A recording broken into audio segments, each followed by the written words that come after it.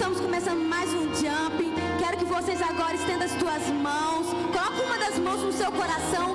Fala com Deus. Começa a agradecer Ele por este culto. Começa a agradecer Ele pela pessoa que está do seu lado aí. Começa a agradecer porque Ele vai fazer grandes coisas nesta noite.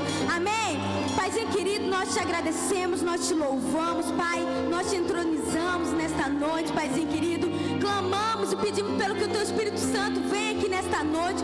Fale aos nossos corações. Pai, toque em nossas vidas nesta noite. Use, Senhor Deus, os Teus ministros para poder falar conosco. Os nossos corações estão abertos, a nossa mente. Que o Senhor venha, Deus, trazer entendimento, Deus, no nosso coração a respeito da Tua palavra, a respeito do que o Senhor tem preparado para nós nesta noite. Em nome do Senhor Jesus, que o Senhor seja exaltado, adorado, que o Senhor, Deus, venha receber nosso louvor, em nome de Jesus. E nós aplaudimos porque nós glorificamos o Teu nome. Amém.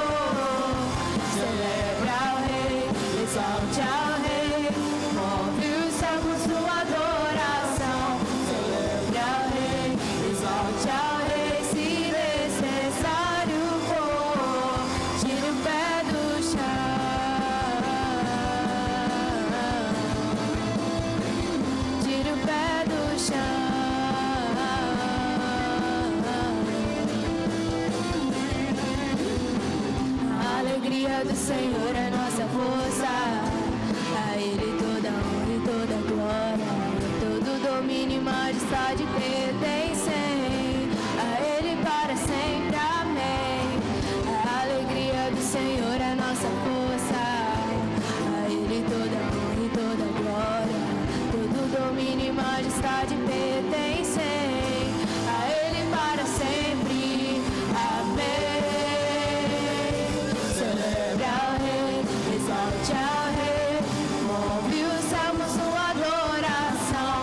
Celebra ao Rei,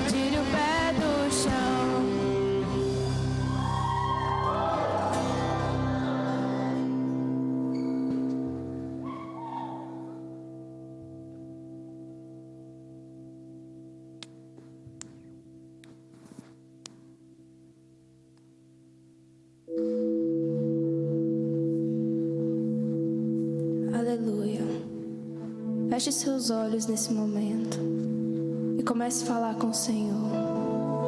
Você que tem sede de Jesus, que quer mais, que quer encontrar com o Senhor nessa noite, feche seus olhos e comece a pedir ao Pai, porque Ele já se faz presente nesse lugar. E Ele quer ouvir a sua voz.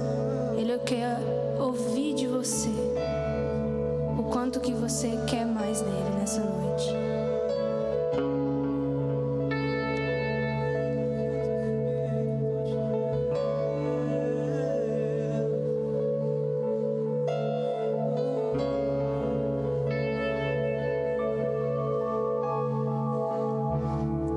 Tenho tanta fome de ti, tenho tanta sede da tua presença.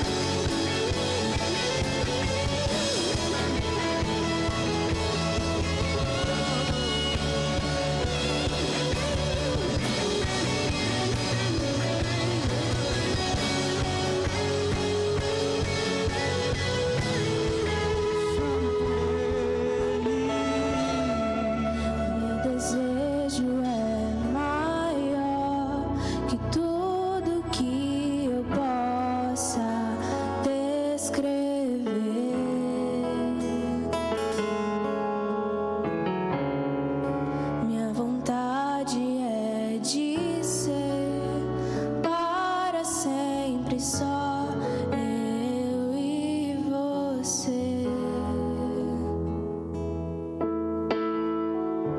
Chame por Ele,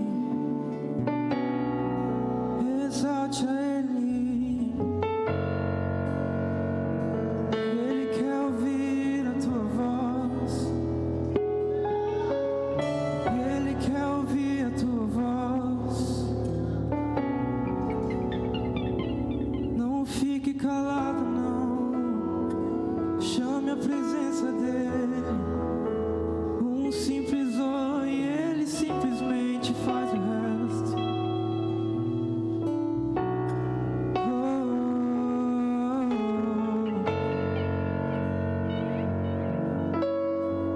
Jesus procura aqueles que vivem em espírito e verdade.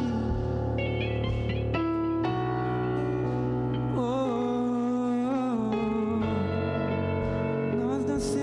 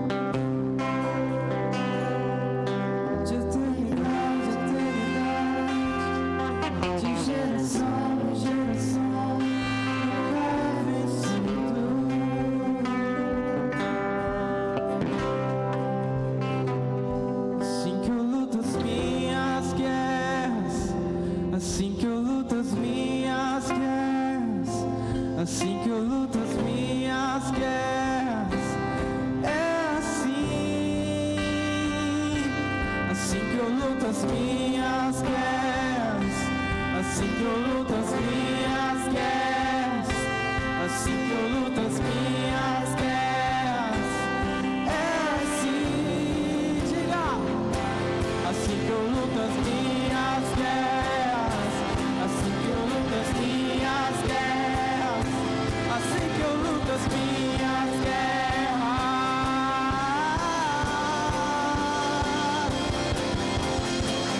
Parece que estou cercado, mas sou guardado por ti. Parece que estou cercado, mas sou guardado por ti. Parece que estou cercado, mas sou guardado por ti. Parece que estou cercado, mas sou guardado por ti. Assim que eu luto as minhas guerras, assim que eu luto as minhas guerras, assim que eu luto as minhas guerras. É assim que eu luto as minhas guerras, assim que eu luto as minhas guerras, assim que eu luto as minhas guerras. É assim.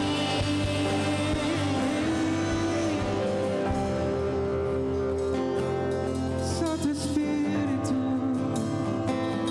assim que eu venço minhas batalhas, assim que eu quebro a escuridão, assim que eu luto as minhas guerras.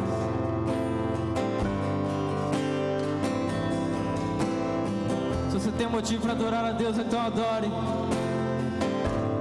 Não fique calado, Ele quer ouvir a sua voz.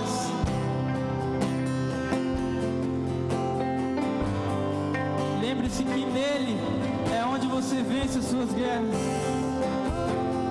É nele que você luta as suas batalhas.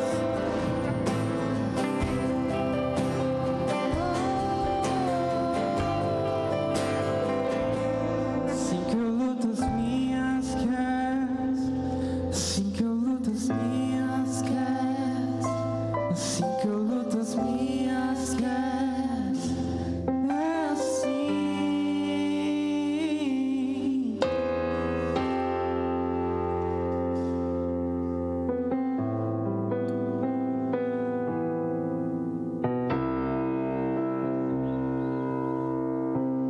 Você pode se assentar.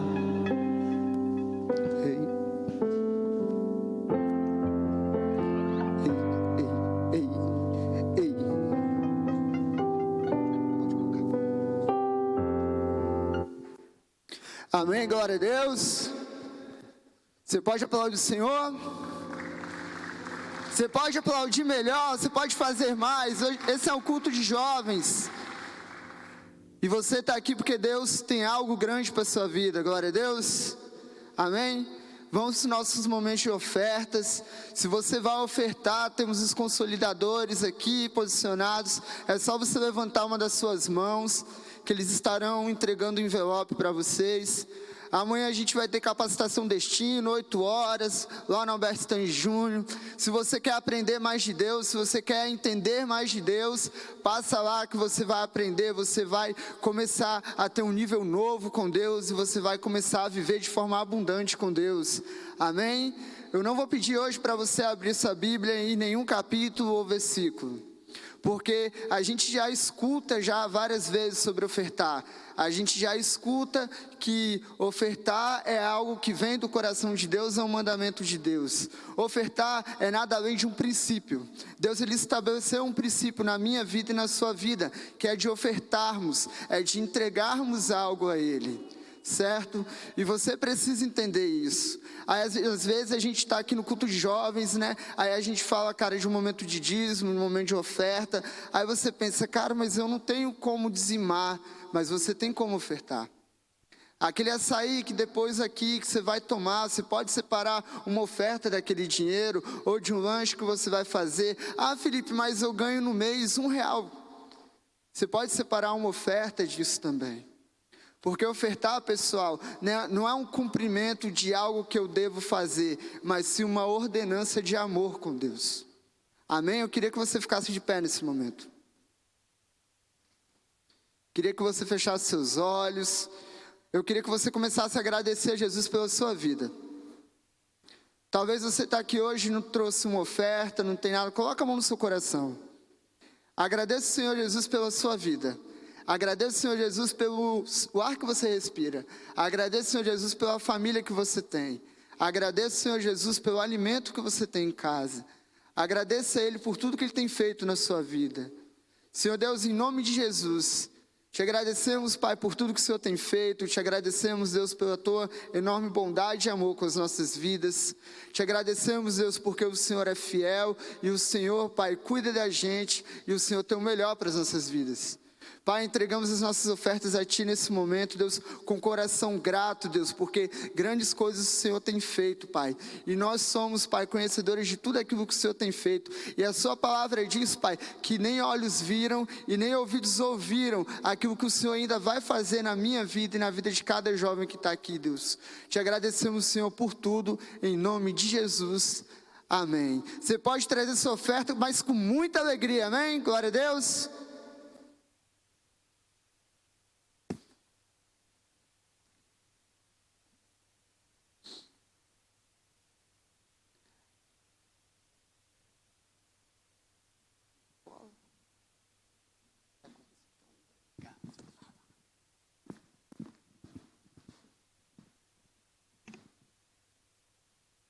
Boa noite. Está feliz com Jesus? Amém? Amém. Antes da gente começar, eu não gosto de fazer isso, mas se você pudesse sentar aqui no meio, sair do seu lugar e dos cantos e sentar aqui no meio para você poder ver melhor, para te ver melhor. Eu realmente não gosto de fazer isso, gente, mas acho que vai ficar mais legal assim.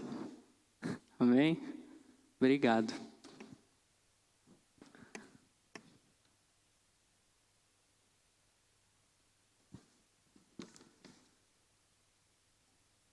Amém. Está preparado?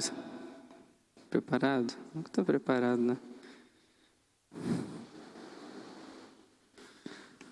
Amém? Hoje eu queria falar um pouco com você sobre paternidade.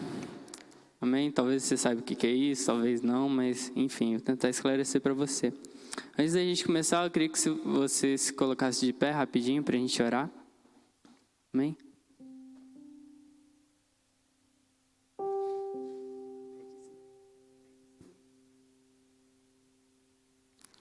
Amém? Vamos orar? Amém. Jesus, obrigado por mais um momento na Tua presença. Jesus, nós te agradecemos por nós estarmos aqui.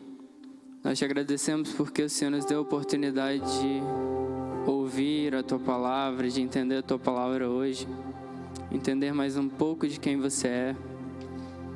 Jesus, obrigado pela vida de cada jovem aqui, cada jovem que se dispôs a estar aqui, cada jovem que quis estar aqui para receber aquilo que o Senhor tem. Que Jesus, hoje você traga algo novo para nós. Algo, Jesus, que nós precisamos e que o Senhor precisa colocar em nós. Não aquilo que nós queremos, aquilo que nós precisamos. Porque nós somos falhos, nós somos fracos, Jesus. Mas é o Senhor que sabe o que nós precisamos, é o Senhor que sabe aquilo que nós precisamos. Jesus, esteja aqui conosco hoje porque você é o mais importante. Se você não estiver aqui, não há motivo para nós estarmos aqui. Se você não estiver aqui, não tem por que nós estarmos aqui. E a sua presença é a presença mais importante nesse lugar, nessa noite. E nós te pedimos, esteja aqui conosco, Jesus. Fale aos nossos corações e que cada palavra, Jesus, que nós ouvimos ou que eu disser, saia da tua boca e não da minha. Jesus, nos abençoa hoje, nos guarda e que nós possamos aprender aquilo que o Senhor tem para nós hoje. Amém? Amém? Amém? Você pode se assentar. Hoje eu queria falar um pouquinho sobre paternidade. Antes disso, eu queria chamar Acho que 3 pessoas, né? 3 pessoas tá bom. Quantos aqui tiveram um pai ou tem um pai? Amém? Levanta sua mão. Tem um pai que conhece, que... Amém? Quantos aqui já... Deixa eu ver... Tomaram uma surra? Levanta a mão. Amém? 3 pessoas que já tomaram uma surra. Podem... Padrão. Não, pode vir, moça. Deixa ela. Uma menina e 2 meninos. Aí um de vocês. Amém. Amém. Os 4. Pode sentar aqui? Já sentei. Já era. Amém. Tem aqui 3 homens e uma moça. Como é que é o seu nome, moça? Eu sei, só vou perguntar para vocês saberem, tá? Como é que é o seu nome, moça? Kailane. Kailane. Você é? O Idenilson. Certo. Norivan. Sanji. Certo. Os nomes deles. Perguntei se eles já tomaram uma surra. Talvez você que está aí também já tomou uma surra. Do seu pai, certo? Foi do pai? Todo mundo aqui? Tomou do pai? Certo? Amém. Vocês acham que dá para contar por que vocês tomaram uma surra? Dá? Tranquilo? Beleza, então. Agora eles vão contar, aí vocês vão ouvir. Eu acho que já fizeram isso aqui, mas é sempre bom, né? Rir das pessoas um pouquinho. Amém? Vamos começar com o Sandy, né? Eu tinha 12 anos de idade e eu faltei à escola no dia e tinha umas latas de cerveja na geladeira. Eu acabei tomando e peguei a chave do carro, fiquei tentando dirigir para frente, para trás e acabei pulando a cerca lá da vizinha e apanhei. Normal, né? Acontece com carro. Passei por cima da cerca. Passou por cima da cerca com o carro. É normal acontecer. Vocês acham que ele merecia uma surra por causa disso? Se você fosse pai dele, você daria uma surra nele? Quantos dariam uma surra nele? Não daria, não tô zoando, daria. Amém? Não foi isso? Obrigado. Vamos continuar aqui. Você. Eu tomei a surra do meu padrasto, que eu tava vendo televisão, ele não queria que eu visse. Aí ele falou assim: Dorivan, desliga a televisão. Eu não desliguei, eu falei assim: vem desligar você. Aí ele pegou a sandália e fez bem assim na minha cara, assim: então você vai ver então. Aí chapou a sandália na minha cara. Eu vi essa cena, um desenho. Foi isso, irmão? Vocês acham que merecia uma surra também? Quem acha? Levanta a mão. Mais ou menos? Foi menos pessoas, né? O motivo foi pior do que o do carro, né? Realmente. O do carro vai ser difícil superar. E você, bonitão? Lá em casa tinha um pé de fruta, eu fui e cortei. Quando ele chegou, me bateu com a banha de facão, mijei nas calças. Fez rápido, explica de novo, pessoal. Acho que nem todo mundo entendeu. Lá em casa tinha um pé de fruta, eu fui e cortei. Quando ele chegou ao trabalho, ele me bateu com a banha de facão, mijei nas calças. Tinha 10 anos. 10 anos, aconteceu o ocorrido. Merecia uma surra? Cortou um negócio de fruta e tal. Quem aqui a mãe tem esse negócio de fruta e tal? É importante, né, pra mãe ter essas coisas. Pra algumas mães. Agora a moça, que também apanhou. Apanhou muito, segundo ela. Bom, o motivo por eu ter apanhado foi um motivo muito besta. Sabe quando seu pai fala assim, você vai encher as garrafas e quando eu chegar eu quero a garrafa cheia. Aí eu falei assim, tá bom. Porém, eu já tinha arrumado a casa, tinha feito um monte de coisa e esqueci. Deixei lá, fiquei na televisão. Quando ele chegou, ele olhou assim pra mim e falou assim, eu não mandei você encher a garrafa, Kailane? Aí eu falei assim, eu já faço um monte de coisa dentro dessa casa, ainda tem que ficar enchendo garrafa, pelo amor de Deus. Aí ele olhou assim pra mim e falou assim, eu trabalho e boto comida dentro dessa casa e você não faz nada. Isso é mais que sua obrigação. Aí eu respondi ele e falei, eu te levei uma surra bem gostosa de cinto e de mão ainda. Amém, dose dupla. Quem acha que merecia uma surra também? Amém? Meio invocada, menina, né? Amém? Bate palma pra Jesus pela vida deles, por favor. Obrigado, gente, pela colaboração de vocês. Amém. Vinícius também. Vinícius com certeza já tomou. Você olha na cara dele e vê a cara de rapeca dele. Amém? Hoje a gente vai falar um pouquinho sobre paternidade. E eu pedi para vocês falarem um pouquinho da experiência. Aliás, tem outra pergunta, mas eu vou aí. Eu pedi para eles falarem um pouquinho da experiência que eles têm com os pais deles. Mas você acha que a surra que você tomou foi importante? Foi sim, claro. Foi, né? Do carro. Então, é a única. Ele tomou. Amém. Deixa eu te fazer outra pergunta. Pra você, o que faz um pai um pai? Entendeu a pergunta? O que faz um pai um pai? Eu acho que é a presença, né? O amor, o carinho, e o afeto ali, a responsabilidade com o pai.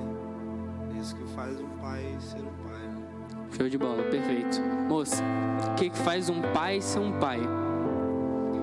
É a presença dele e o cuidado. Amém. Amém. Outra pessoa, quem se habilita? Quem quer falar? Tiaguinho, o que faz um pai ser um pai? Cara, eu acredito que eu fui criado pela minha mãe, né? Então ela representou o papel de pai para mim. É você fazer, né? Você prover, né? Aquilo que nenhuma outra pessoa está disposta a fazer, né? É você estar presente, é você cuidar, que nem o rapaz falou. É você também corrigir, né? E isso é uma coisa que eles fazem com constância. Pelo menos a minha mãe fazia isso comigo. Então, eu acredito que é um conjunto de fatores, entendeu? É tanto a responsabilidade de cuidar, né? É tanto a oportunidade de você expressar que ama aquele filho, mas também é você ser firme o suficiente para você dizer que algumas coisas estão erradas e que o mundo, né, não é perfeito, enfim. Para mim, isso é ser um pai. Além de você amar, né? É você também corrigir, né? Corrigir é um gesto de amor. Então, é isso aí. Amém. Amém. Bate palma de novo pela vida deles. Amém. Show de bola. Eu também já tomei várias surras, tá? Do meu pai. E todas com motivos bem, sim, motivos mesmo. Mas perguntei para vocês, ou para alguns, essas perguntas, né? Porque a gente vai falar sobre paternidade hoje. Para alguns eu perguntei o que faz um pai ser um pai? E vocês responderam, e de fato todos estão certos. É a presença do pai, é o amor, é o cuidado, é o carinho. E todos falaram coisas bastante interessantes, como por exemplo a presença. E a ciência ou a psicologia, ela reconhece a importância da presença de um pai na vida de um filho, sendo um fator decisivo para o desenvolvimento cognitivo e social da criança. Na falta de uma figura paterna, a criança está mais propensa a ter distúrbios de comportamento, certo? Então isso aqui é um pouquinho do que a ciência diz pra gente, mas na verdade a gente não precisava ler isso aqui ou ouvir isso aqui para saber disso, né? Como é importante a presença de um pai. E é sobre isso que eu queria falar com você hoje. Para a gente começar, eu queria que você abrisse em 1 Coríntios capítulo 4, a partir do versículo 7.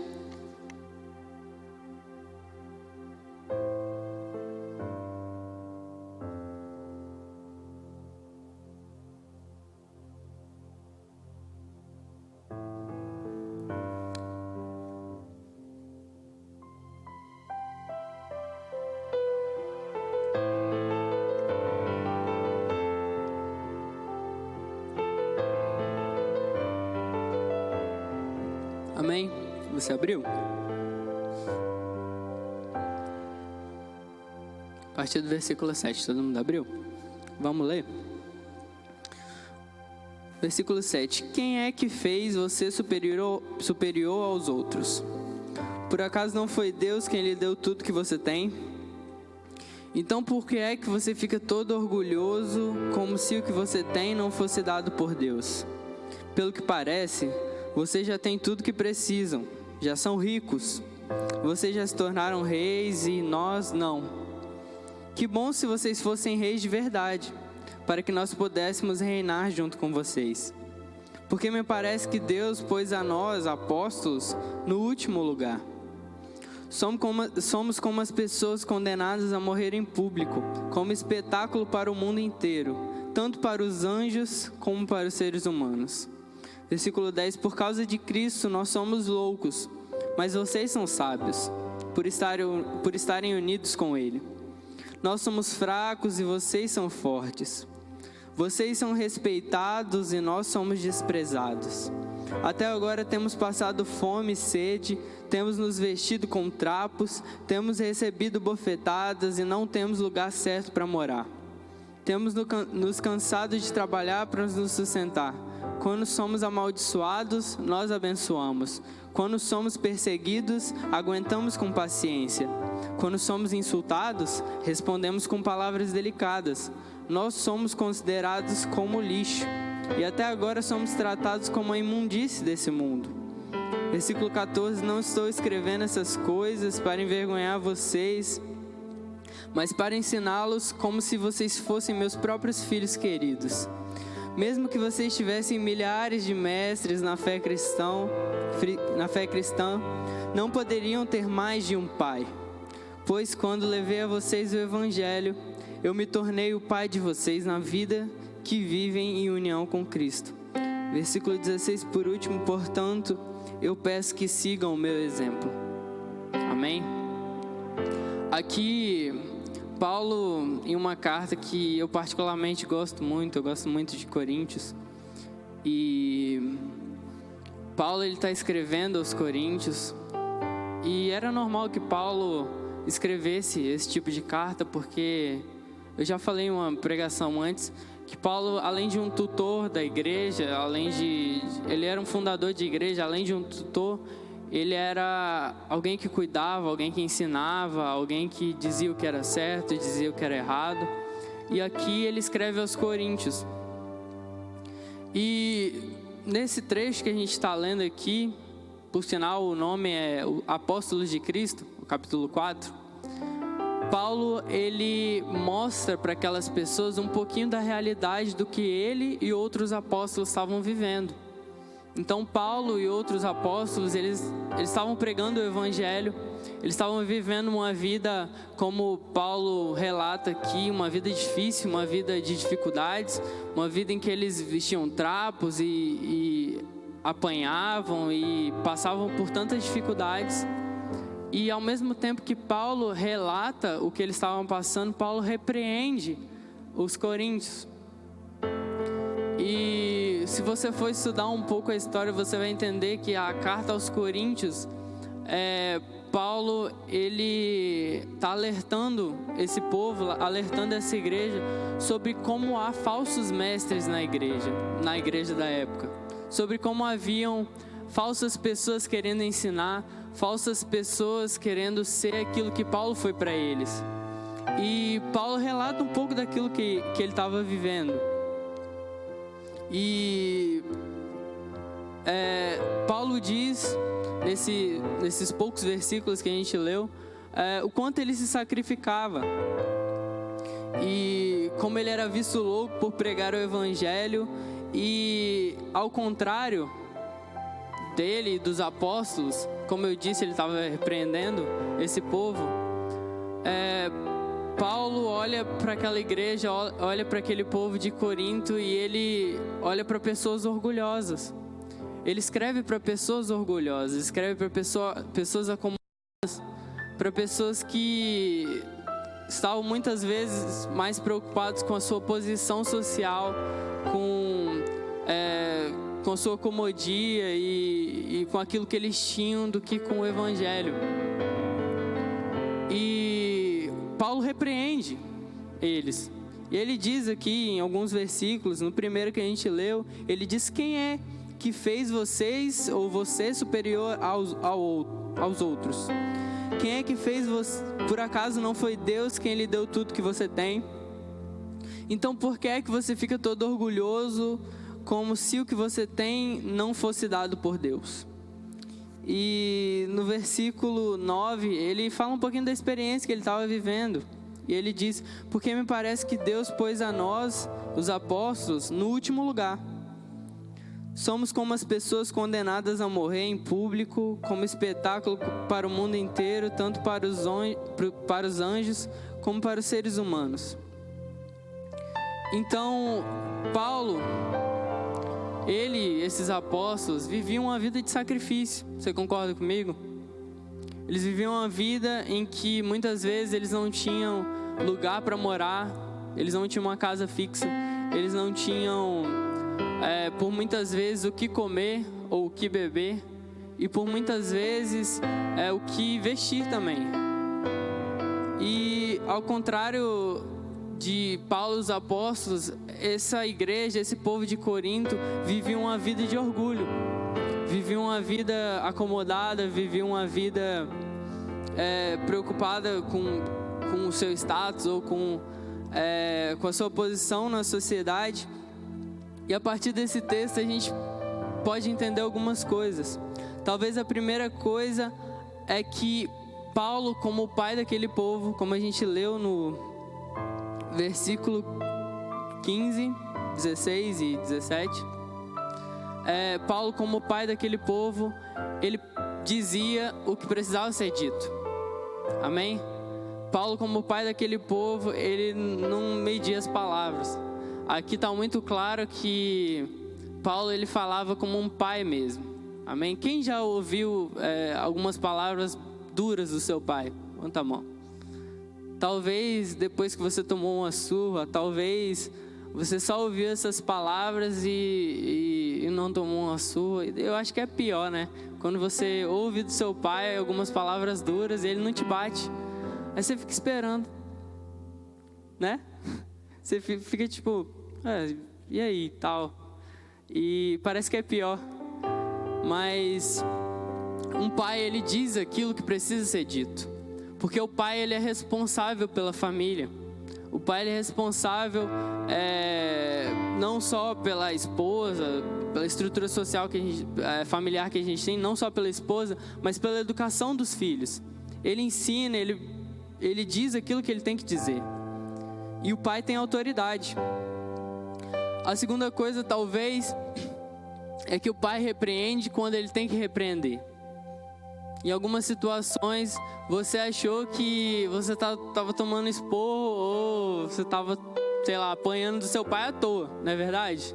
Quantas vezes eu já não apanhei do meu pai e falei, mas precisava disso tudo? Amém? Você já passou por isso? Quem já passou por isso? Então, você está lá e tal, você fala, não, mas não precisava disso. Só que mais na frente, quando você olhou para trás, olhou para a situação, olhou para aquilo que você fez, ou para aquilo que passou, você olhou para o seu pai e falou, não, realmente, eu precisava daquilo. Realmente, o confronto, realmente aquilo que o meu pai me falou foi importante para mim. Porque se hoje eu não estou cometendo mais aquele erro, se hoje eu não estou vivendo mais daquele jeito, é porque um dia o meu pai olhou para mim e me repreendeu. Então, a primeira coisa é que o pai diz o que tem que dizer. A segunda é que ele repreende quando tem que repreender. E a terceira coisa é que o pai se sacrifica. Amém? Um pai, ele se sacrifica. E como a gente leu aqui, Paulo, ele vivia uma vida de sacrifício. Vivia uma vida difícil. Paulo vivia uma vida em que ele tinha que trocar todas as comodidades que ele poderia ter, que ele trocava tudo que, de material que ele poderia viver se ele tivesse uma vida normal, em prol do evangelho, em prol de pregar o evangelho. E como a gente leu no versículo 15, ele diz, mesmo que vocês tivessem milhares de mestres na fé cristã, não poderiam ter mais de um pai. Pois quando levei a vocês o evangelho, eu me tornei pai de vocês na vida que vive em união com Cristo Jesus. Então, quando Paulo, ele pregava o evangelho, ele não simplesmente pregava o evangelho. Ele olhava para aquelas pessoas que ouviam o evangelho, que ouviram o evangelho. Ele falava, não, agora você é o meu filho, eu sou o seu pai, porque eu estou levando o evangelho para você. Então eu vou cuidar de você como você precisa ser cuidado. Eu vou te repreender quando você precisar ser repreendido. Eu vou dizer coisas para você quando for preciso dizer coisa para você. E eu vou se sacrificar por você quando for preciso. E eu não sei se você reconhece, ou talvez você não teve a figura de um pai, a figura de um pai em casa, de um pai presente. Talvez você só teve a sua mãe, ou ninguém, uma tia, uma avó. Mas um pai, ele se sacrifica. Um pai, se ele tiver a opção dele comer, talvez, e tá ele e você, e ele tiver que comer, ele vai deixar de comer para que você coma.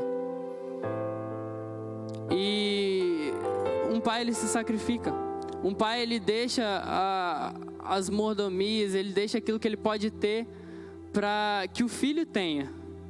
E eu já ouvi muitas vezes do meu pai que quando ele tinha minha idade, ele não tinha aquilo tudo.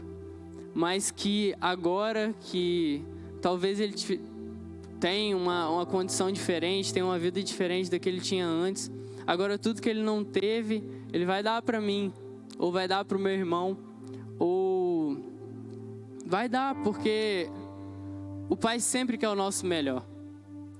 E se for preciso, muitas vezes, ele viver algo ruim para que você viva algo bom, ele vai fazer isso, porque ele é um pai, certo? O pai se sacrifica. E a quarta coisa é que talvez nos confronte. A quarta coisa que a gente pode entender desse texto, né, é que um filho mimado é um fracasso para o pai. E a gente pode entender isso através do texto, quando Paulo diz, cara, não tem por que vocês se orgulharem. Porque se hoje vocês estão vivendo isso que vocês estão vivendo, se hoje vocês têm aquilo que vocês têm, se hoje parece que vocês são tratados, ou se vocês têm a mordomia de reis e a situação de reis, foi porque um dia eu levei o evangelho para vocês. E aqui a gente pode perceber claramente um povo mimado, uma igreja mimada. E o pastor Tiago falou quinta-feira sobre maturidade, sobre como o cristão ele passa por processos, ele passa por situações, até que chega um momento em que ele não tem mais para onde ir. Até que chega um momento em que ele só tem o evangelho como opção. E esse é um ponto a ser alcançado. Nós precisamos ser pessoas maduras. Mas essas pessoas de Corinto, essa igreja, esse povo, eles não eram maduros. Eles eram orgulhosos. E eles viviam uma vida de pessoas mimadas. E Paulo repreende isso. Certo? E lendo o versículo 15 de novo, a gente pode... Não, vamos ler do 14.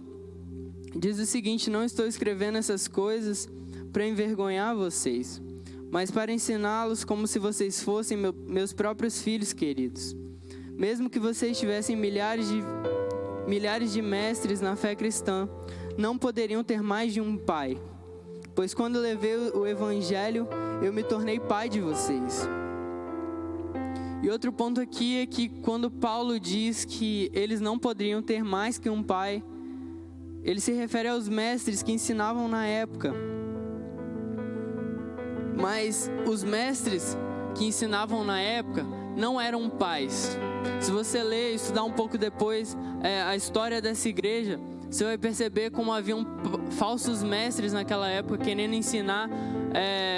Se você ler no capítulo 11, mais à frente, você vai ver que haviam falsos mestres querendo ensinar outro Jesus, querendo ensinar outro evangelho, e Paulo repreende isso mais à frente. Mas antes disso, Paulo diz: vocês não têm muitos pais. Na verdade, existe uma versão que diz: não tendes muitos pais, e na nossa versão aqui diz que vocês não poderiam ter mais de um pai, porque justamente Paulo levou o evangelho. E Paulo, quando ele leva o evangelho, ele se coloca como um pai para aquelas pessoas. Paulo, ele olha para aquela vida que se converteu. Paulo olha para cada pessoa que ele discipulou, cada pessoa que ele trouxe para Jesus, e ele olha como um filho. Não como mais um cristão, não como mais uma pessoa que precisa ser ensinada, como os mestres diziam, mas como um filho. E eu queria que você entendesse que hoje as pessoas, elas não precisam de mestres. As pessoas, elas não precisam de mais líderes. As pessoas, elas não precisam de mais amigos. As pessoas precisam de paz. Amém? Eu não sei se você entende isso, mas Paulo, quando ele pregava o evangelho, ele se colocava como um pai. Ele olhava para ele e ele olhava para ele mesmo como um pai. E como a gente conversou e como a gente trocou uma ideia aqui no começo, um pai é aquele que está presente, é aquele que cuida, é aquele que ama, é aquele que às vezes quando tem que repreender, ele repreende. E as pessoas, elas não precisam de mais líderes, de mais mestres, de amigos. E claro que todas essas coisas são importantes, mas as pessoas, elas precisam de paz. As pessoas precisam de pessoas que levam o evangelho e que não só levam o evangelho, mas que cuidam. Amém? E se você hoje não se enxerga como um pai, não se enxerga como alguém que levou o evangelho, que leva o evangelho como um pai espiritual mesmo, tem alguma coisa errada. Paulo, ele aqui coloca os apóstolos e coloca a vida dele como pais. E uma característica importantíssima desses caras é que eles levavam o evangelho. Para quantas pessoas nós temos levado o evangelho? Para quantas pessoas nós temos falado de Jesus? E não só falado de Jesus, mas vivido Jesus também. Porque muitas vezes a nossa vida é muito cômoda, a nossa vida é igual à vida dessas pessoas de Corinto, é uma vida acomodada, é uma vida com uma postura social legal, é uma vida de orgulho, e algumas dessas coisas são importantes, são legais a gente ter e tal, mas Paulo, ele ignora tudo isso e ele diz: eu não quero viver isso, porque como um pai espiritual eu quero levar o evangelho para as pessoas. E no versículo 16 ele diz algo bastante interessante que eu quero que você entenda hoje. Depois que ele diz que aquelas pessoas não tinham muitos pais, que na verdade só tinham um pai, que era ele que tinha levado o evangelho, ele diz o seguinte: portanto, eu peço que sigam o meu exemplo. Para quantas pessoas hoje você pode olhar para elas e falar: não, você tem que seguir o meu exemplo? É até engraçado, né? Às vezes a gente olha e fala. Aí uma pessoa chega pra você e fala: cara, minha vida tá totalmente desconcertada e eu tô cheio de problema, eu tô passando por isso, por aquilo, e a dificuldade não para de aparecer na minha família, e é isso e é aquilo. E ela chega pra você procurando uma solução, querendo: e aí, cara, eu tô passando por isso. E você, como um cristão, você olha pra ela e fala: eu também. E essa pessoa, ela deixa de enxergar um pai em você. Não porque você está passando por problemas. Todo mundo passa por problemas. Amém? Você passa por problemas? Amém? Você pode ter anos. Problemas são problemas. Todo mundo passa por problemas. Mas as pessoas, elas olham para você como um cristão, como alguém que carrega o evangelho, que carrega Jesus. E ela não espera nada mais, nada menos do que Jesus em você. E ela olha para você e fala: cara, eu tô passando por isso, por aquilo. E sei lá, eu tô passando por isso. E tá esperando alguma coisa de você. E você: eu também tô passando por isso. Às vezes você tá pior que aquela pessoa. Às vezes você tá mais perdido que aquela pessoa.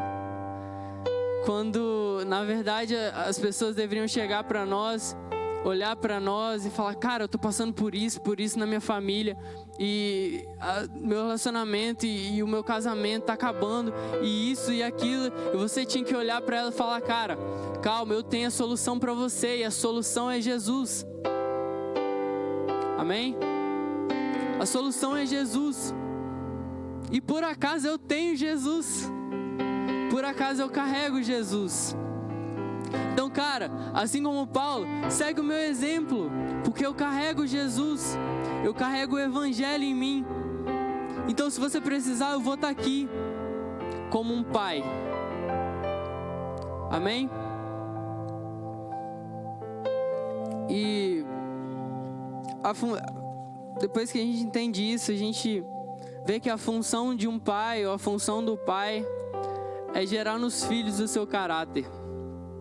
Por isso que Paulo se preocupava tanto. Por isso que Paulo escrevia tantas cartas.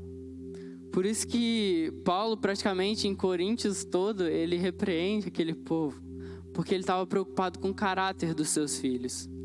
E o seu pai, com certeza, quando te bateu, quando te deu uma surra, ou quando disse alguma palavra dura para você, ele estava preocupado com o seu caráter. Talvez você não teria se tornado o homem, a mulher que você é hoje, se você não tivesse ouvido alguma palavra dura do seu pai. Talvez você não teria se tornado esse homem, essa mulher hoje, se você não tivesse tomado uma surra do seu pai em alguma situação. E a função do pai é gerar o caráter dele nos filhos.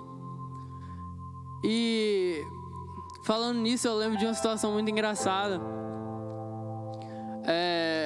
E quando eu estava num evento no Paraná uma vez, o pregador estava pregando. E o pregador estava no púlpito e falando e tal. E ele contou um caso do que tinha acontecido com ele em uma manhã. Que ele estava andando, ele estava indo pro carro, ele tem 2 filhos, um de 6 e um de 4, acho, o Miguel, enfim. Ele estava andando e o carro estava assim do lado, ele estava passando e quando ele passou para dar a volta no carro, ele deu um chutinho no pneu, assim, um totozinho, sabe? O homem costuma fazer isso, é mais comum um homem fazer isso, né? Porque, sei lá por quê, né? Mas ele passou, deu um chutinho no pneu assim e saiu, né? Continuou andando. Aí ele olhou para trás. Aí o filho de 5 anos que estava vindo atrás passou, deu um chutinho também, continuou andando. O filho de 4 que estava vindo atrás, pequenininho, foi e tal, deu um chutinho também e continuou andando. E ele olhou, ele achou aquilo fantástico. Isso é fantástico, porque aquilo que você faz, aquilo que você vive, reflete na vida de outras pessoas também. Um pai, ele tem que refletir o caráter dele nos filhos, mesmo que às vezes ele não queira. Ele não falou, eu vou chutar aqui, você chuta também. Não, mas ele passou, chutou, o filho viu e chutou também, o pequenininho viu, chutou também, porque ele enxergou no pai alguém que precisa ser seguido, alguém que precisa ser imitado. E isso é muito interessante. Porque Paulo, ele escreve aqui para essas pessoas, ele fala, sigam o meu exemplo. Eu estou vivendo todas essas dificuldades. Vocês estão vivendo no bem bom e estão vivendo orgulhosos dessa maneira e daquele jeito. Mas não é assim que você tem que viver. Sabe, o nosso maior exemplo de pai é Jesus. E o próprio Jesus chega um momento em que ele olha para os discípulos e ele fala, eu só posso fazer o que o meu pai faz. Eu só posso curar se o meu pai curar. Eu só posso pregar se o meu pai pregar. Coincidentemente, eles são as 2 pessoas. Amém? Mas o próprio Jesus falou isso. Quem somos nós para fazer diferente? Quem somos nós para olhar para o nosso pai e falar, não vou seguir, vou ser diferente. Talvez você olhe para o seu pai, ou seu pai não foi presente na sua vida, ou seu pai foi presente na sua vida, mas foi aquele tipo de pai. Aquele pai que talvez você desejou ou desejaria até hoje não ter tido. E é claro, existem pais ruins. E para entender isso, eu queria que você abrisse em 1 Samuel capítulo 30 comigo rapidinho.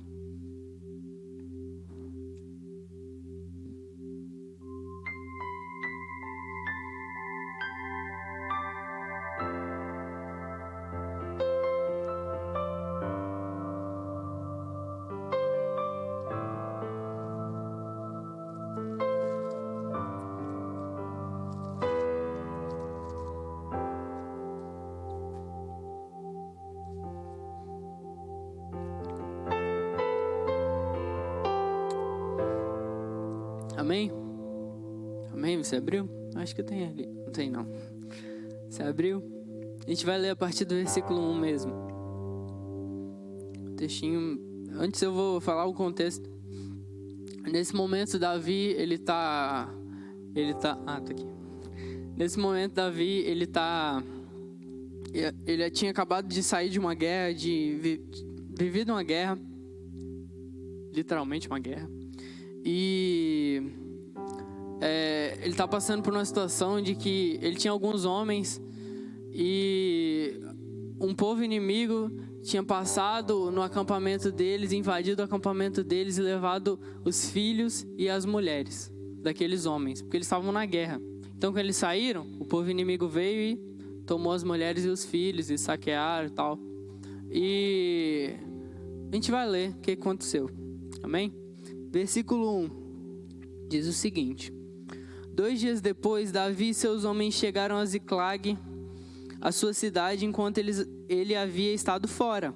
Os amalequitas tinham invadido o sul da terra de Judá e atacado Ziclag. Eles queimaram a cidade e prenderam todas as mulheres. Não mataram ninguém, presta atenção nisso. Não mataram ninguém, mas foram embora e levaram todos como prisioneiros. Quando Davi e seus homens chegaram, viram que a cidade tinha sido queimada, que as suas mulheres, os seus filhos e as suas filhas haviam sido levados embora. Então Davi e seus homens começaram a chorar e choraram até ficarem sem forças. As duas mulheres de Davi, Ainoã de Jezreel e Abigail, viúva de Nabal da cidade de Carmelo, também haviam sido levadas. Então as esposas de Davi também haviam sido levadas. Davi ficou então numa situação muito difícil, pois os seus homens estavam tão amargurados por ficarem sem os seus filhos, que falavam até em matá-lo a pedradas. Mas o Senhor, seu Deus, lhe deu coragem e disse ao sacerdote Abiatar, filho de Aimeleque: traga aqui o manto sacerdotal para que possamos consultar a Deus. Certo? E ele disse ao versículo 8, perdão. Então Davi perguntou a Deus, o Senhor: devo ir atrás desses invasores? Conseguirei pegá-los? Deus respondeu: vá atrás deles. Você os pegará e libertará os prisioneiros, que no caso eram as mulheres e os filhos, né? Então Davi e seus 600 homens saíram, 600 homens, presta atenção, 600 homens. E quando chegaram ao ribeirão de Besor, alguns deles ficaram ali. Davi continuou o seu caminho com 400 homens, certo? Então diminuiu aí 200. 200, 600, enfim. Os outros 200 estavam cansados demais para atravessar o ribeirão e por isso ficaram para trás. Versículo 11: os homens de Davi acharam no campo um rapaz egípcio e o levaram a Davi e deram ao rapaz comida e água, figos secos e 2 cachos de passas. Ele havia ficado 3 dias e 3 noites sem comer nem beber. Mas depois de comer, suas forças voltaram. Então Davi perguntou: quem é o seu dono? De onde você é? Eu sou egípcio e sou escravo de um amalequita. Meu dono me deixou aqui 3 dias porque fiquei doente. Nós invadimos a terra dos Queretitas, a região sul de Judá e território do grupo de famílias de Caleb, e queimamos a cidade de Ziclag. Então Davi perguntou: você pode me levar até onde os amalequitas estão? Ele: sim, se o Senhor prometer em nome de Deus que não me matará, nem me entregará ao meu dono. Então ele levou Davi. No dia seguinte, no 17 agora, no dia seguinte, ao amanhecer, Davi os atacou e lutou até o anoitecer. E nenhum deles escapou, a não ser 400 rapazes que montaram camelos e fugiram. Davi salvou todos os que tinham sido levados. Repete, todos. Todos. Sido levados como prisioneiros, incluindo as suas 2 mulheres, e trouxe de volta tudo o que os amalequitas haviam tomado, no caso. Então aqui a gente pode ver que ele foi com quantos homens? 600. Mas chega uma parte do caminho que eles param para descansar, talvez, E quantos continuam? 400 homens. E esses 200 ficam para trás. Por quê? Porque eles estavam cansados. E eu imagino essa situação. Eu imagino Davi chegando para lutar e lutando até o anoitecer. E eles lutando e tal. E no final eles conquistam. No final ele e o seu exército, a gente conquistou, a gente conseguiu e tal. E eles mataram todos os que fugiram. E a Bíblia diz que todos os prisioneiros, no caso as mulheres e as crianças, as mulheres e os filhos que haviam sido levados, eles estavam lá vivos todos, né? E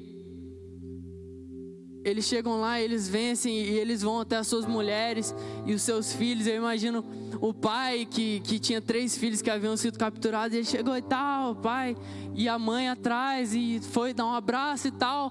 E as crianças indo até os seus pais, e as mulheres indo até os seus maridos.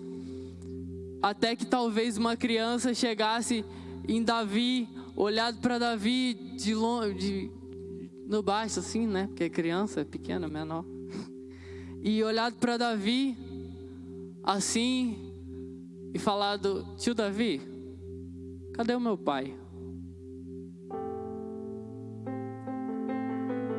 E a mulher, talvez, desse homem, chegasse para Davi: e aí, cadê o meu marido? Ele não veio com vocês? Ele morreu na guerra? O que aconteceu?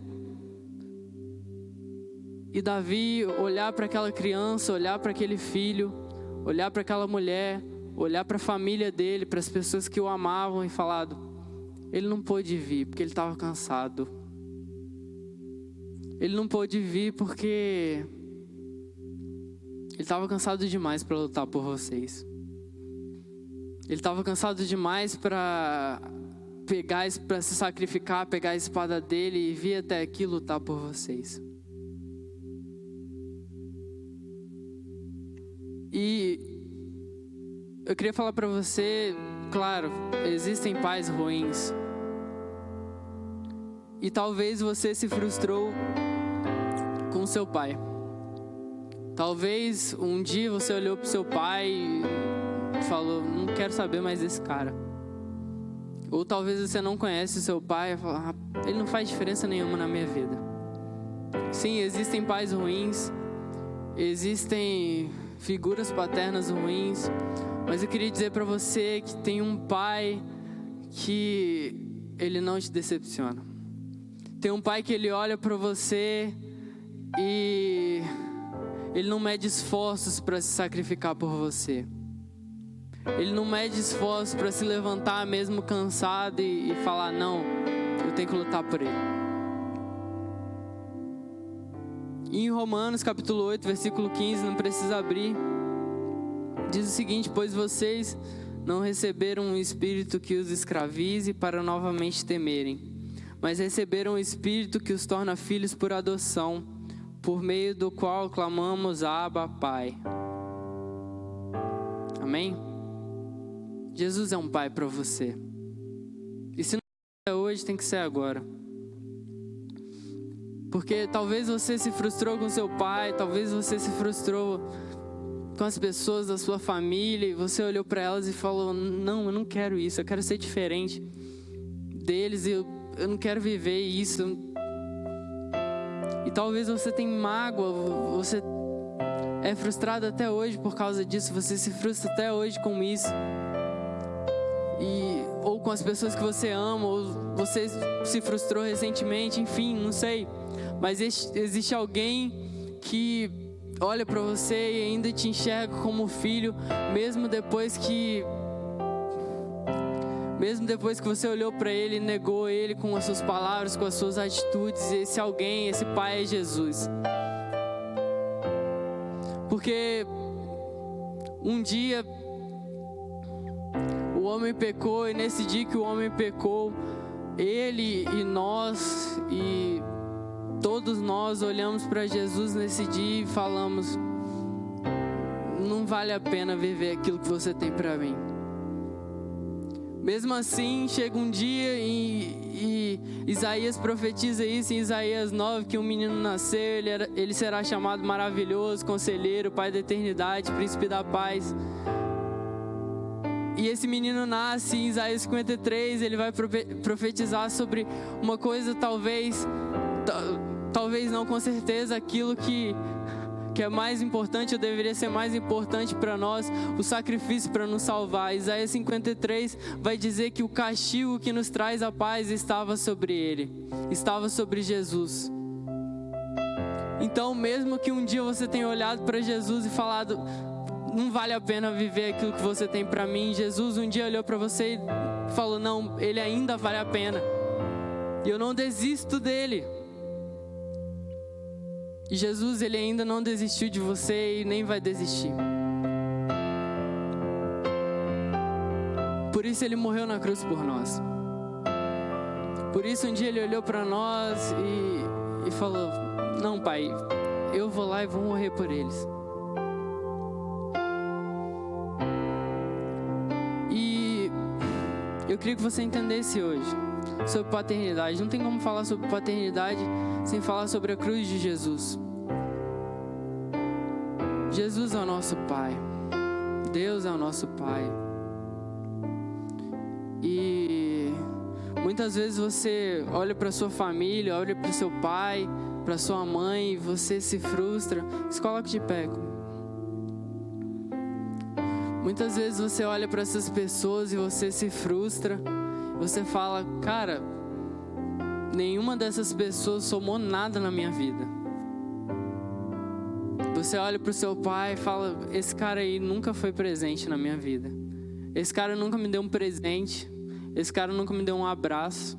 Esse cara nunca, nunca brigou comigo. Nunca mostrou que se importava comigo. Talvez você olhe para sua mãe e pensa a mesma coisa. Talvez você olhe para sua avó, seu tio, por quem você foi criado, e pensa a mesma coisa. Mas o que eu tenho para te dizer hoje é que Jesus, ele nunca desistiu de você. Jesus nunca desistiu de você. Talvez você olhou para essas pessoas e falou, não quero ser igual a eles. Eu nunca vou ser igual a eles. Mas conhecendo Jesus, você continua olhando para essas pessoas e falando, não, essas pessoas não valem a pena. Entenda que não faz sentido. Não faz sentido seguir Jesus, ter Jesus em você, se as pessoas que você ama, se os seus pais, se a sua família não conhecem a Jesus. Mesmo que o seu pai não tenha sido um pai para você, você tem que ser pai para outras pessoas. E é duro ouvir isso. É chato ouvir isso.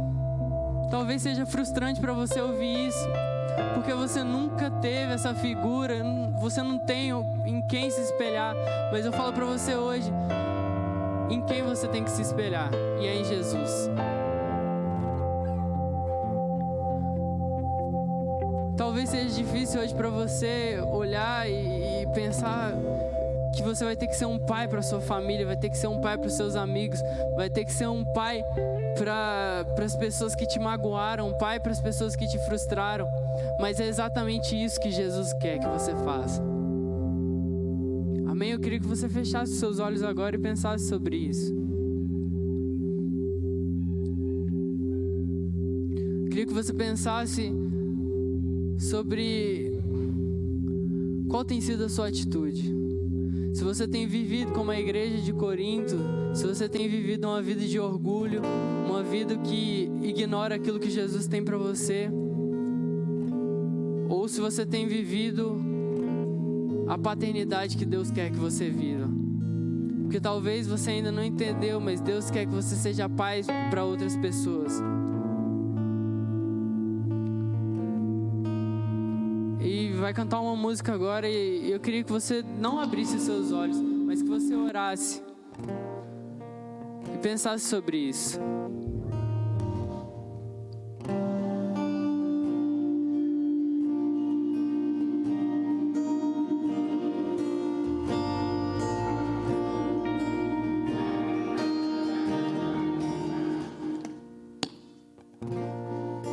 Se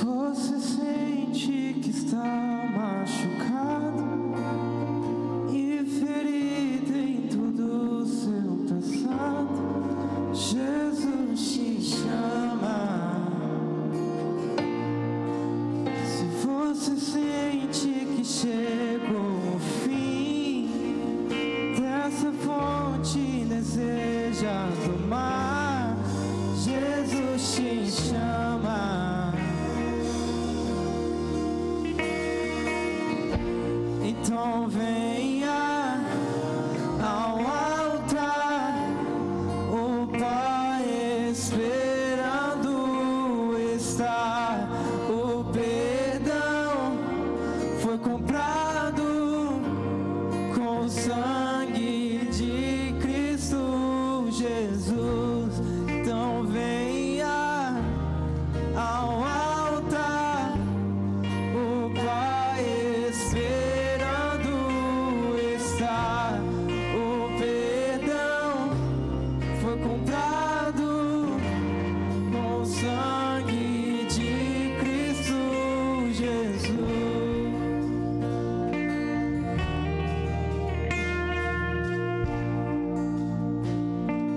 Nesse momento, se você entendeu a palavra que Jesus tem para você hoje, talvez você se identificou em alguma coisa que eu falei, em alguma coisa que tocou no seu coração. Pois talvez você nunca teve um pai, você nunca teve alguém tão importante assim para você. Jesus te chama hoje a ter isso, a ter esse relacionamento. Eu queria que você viesse aqui à frente, viesse para receber algo do seu pai, viesse para receber algo que você precisa receber. Talvez você já é cristão, talvez você já vive uma vida como um cristão, mas a sua família ainda não é convertida. Eu queria que você viesse aqui na frente e entregasse a sua família para Jesus. Eu queria que você viesse aqui na frente e se colocasse como um pai, como um intercessor pela sua família, como alguém que se importa pela sua família e fala: não vou deixar que a minha família seja perdida, eu não vou deixar que a minha família ela vá para o inferno, eu não vou deixar que a minha família ela se perca, porque eu não fui responsável, porque eu não fui Jesus na minha família. Eu não quero que isso aconteça. Se você é uma pessoa assim, então vem aqui na frente. Vai ter pessoas orando por você, mas eu quero que você ore hoje. Eu queria que você falasse o que tem no seu coração e pedisse realmente pela sua família. Se é a sua família que precisa ser salva, peça pela sua família. Se é, sei lá, um amigo que precisa ser salvo, peça pelo seu amigo. Se é você, peça pela sua vida, porque Jesus quer grandes coisas para você, quer fazer grandes coisas na sua vida, na vida da sua família. Basta você tomar uma atitude de pai e viver e ser Jesus para essas pessoas e viver Jesus a partir de hoje. E eu queria que você orasse por isso agora. A gente vai cantar de novo. Queria que você orasse com verdade, com sinceridade, com aquilo que está no seu coração. Se renda a Ele, pois não há outro rei. Cante aleluia, Cristo ressuscitou. Ei, Salvador, maravilhoso Rei. Cante aleluia, Cristo ressuscitou. Se renda a Ele, pois não há outro rei. Cante aleluia, Cristo ressuscitou.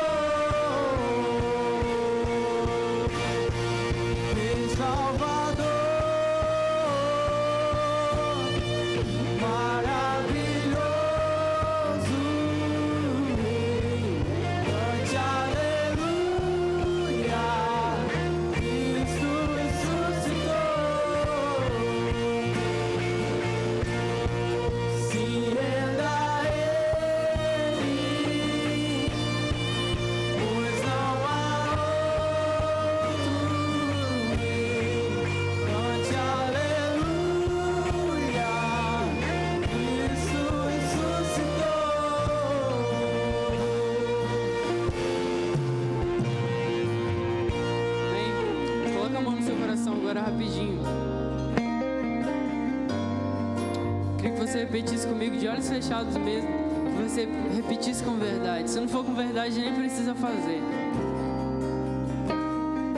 Eu queria que você repetisse comigo: Jesus, eu te peço perdão hoje por todas as vezes que eu não fui um pai para minha família, por todas as vezes que eu não fui Jesus para as pessoas, que eu não levei o evangelho para as pessoas, que eu não cuidei das pessoas. Diga: mas Jesus, hoje eu tomo uma posição diferente. Hoje eu decido que eu vou ser um pai para minha geração. Porque as pessoas, elas não precisam de amigos ou de líderes ou de mestres. As pessoas precisam de pais. Jesus, obrigado, porque eu recebo você e eu tenho você na minha vida. Obrigado, Jesus. Amém. Amém. Amém. Aleluia.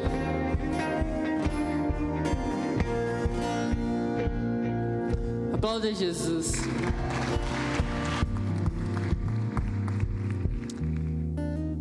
Amém. A gente está acabando. A gente só vai orar para terminar rapidinho. E amanhã a gente tem capacitação do destino. Se você não sabe o que é, vai, 8 horas no stand. Amém. Procura. Se você não tem célula, procura líder de célula. Quem é líder de célula, levanta a mão aí. Eu sou. Então você pode me procurar. Amém. Amém. Vamos orar? Feche seus olhos. Jesus, obrigado por esse momento. Obrigado porque hoje nós entendemos, Jesus, o que é a paternidade. Porque hoje nós entendemos como nós temos que viver e como nós viveremos daqui para frente. Jesus, obrigado pela vida de cada pessoa que recebeu, Jesus, hoje o Teu Espírito, que recebeu, Jesus, hoje aquilo que o Senhor tem para as nossas vidas. Jesus, obrigado pela nossa família, obrigado, Jesus, pelos nossos amigos, obrigado, Jesus, porque todos eles vão ser salvos, porque todos eles, Jesus, saberão de Ti, conhecerão a verdade através das nossas vidas, porque hoje nós tomamos uma posição, Jesus, de levar você, de levar o Evangelho para essas pessoas. Jesus, obrigado por esse culto, obrigado, Jesus, pela Sua presença, porque nós só estamos aqui por Sua causa. Jesus, obrigado pela Rede Já, obrigado pela vida de cada adolescente, cada jovem, cada pessoa que se dispôs a estar aqui. Obrigado, Jesus, por tudo. É o que nós te pedimos e te agradecemos. Amém. Amém. Dê um abraço pelo menos 10 pessoas e vá em paz.